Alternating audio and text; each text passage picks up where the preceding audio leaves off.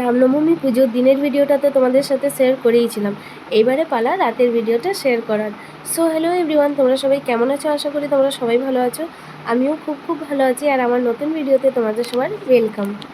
আমার বাবার বাড়িতে পুজো উপলক্ষে হচ্ছিল হরির নাম। এইখানে শুধু ছিল রংদোল, এবছর অন্য কিছু ছিল না, তো দুটো রংদোল ছিল। আর এদিকে আমার বান্ধবীর মেয়ে ঘুমিয়ে পড়েছিল, আর ওইদিকে কিন্তু আমার ছেলে আমার বাবার সাথে বসে খুব সুন্দর কীর্তন শুনছিল আর দেখছিল। পরপর দুটো রংদোল ছিল। আমরা তো অনেকটা লেট করে এসেছিলাম, তার মাঝখানে আবার বাড়িও গিয়েছিলাম। একটা শেষ হওয়ার পর ওই যে ওর মেয়ে ঘুমিয়ে পড়েছিল, তাই ও বললো যে চল বাড়িতে দিয়ে আসি। আর কাদের কাদের ওইখানে এইরকমভাবে কীর্তন হয় প্লিজ তোমরা জানিও। এরকম রংদোল হয় কি হয় না, অনেক জায়গায় হয়তো হয় না, আর এখন হয়তো যেইখানে হতো না সেইখানেও হয়তো শুরু হয়ে গেছে।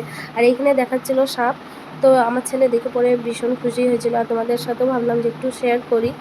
বিকেলের কিছুই ক্লিপ শেয়ার করতে পারিনি, তো ভাবলাম ওইখানে গিয়েই তোমাদের সাথে ভিডিওগুলো একটু একটু শেয়ার করি। বিকেলে মায়ের সাথে খাবার দাবার করতে বিজি ছিলাম, তারপরে একটু ফটো তোলাও হয়েছিল বান্ধবীর সাথে। দেখবে অনেকগুলো ফটোই তোমাদের সাথে আমি শেয়ার করেছি। আর গল্প গুজব তো থাকবেই, বাবার বাড়ি বলে কথা, তাই না? আর একটার পর দেখো আরেকটা শুরু হয়ে গেছিলো। অনেকটা রাতে কিন্তু শেষ হয়েছিল, মানে অনেকটাই রাত হয়ে গেছিলো, 12:30 বেজে গেছিলো। আমরা খাবার দাবার খেয়েই গিয়েছিলাম, তারপরেও কিন্তু রাত্রে আরেকবার এসে খেয়েছিলাম, কারণ রাত্রেবেলায় আবার খিদে পেয়ে গেছিলো। কার কার এরকম হয় প্লিজ কমেন্টে জানাবে। আর এদিকে আমার খুব পাচ্ছিলো ঘুম, বললাম না অনেকটা রাত হয়ে গেছিলো, আর দুপুরে শুইনি তাই। তো ভিডিওটা এখানেই শেষ করলাম, আশা করি তোমাদের ভালো লেগেছে। আর যারা এখনও ফলো করেনি বা সাবস্ক্রাইব করোনি, প্লিজ সাবস্ক্রাইব করে ফলো করে পাশে থেকো। আর ভালো লাগলে একটা লাইক কমেন্ট করে যেও। চলো রাখলাম, টাটা, বাই বাই।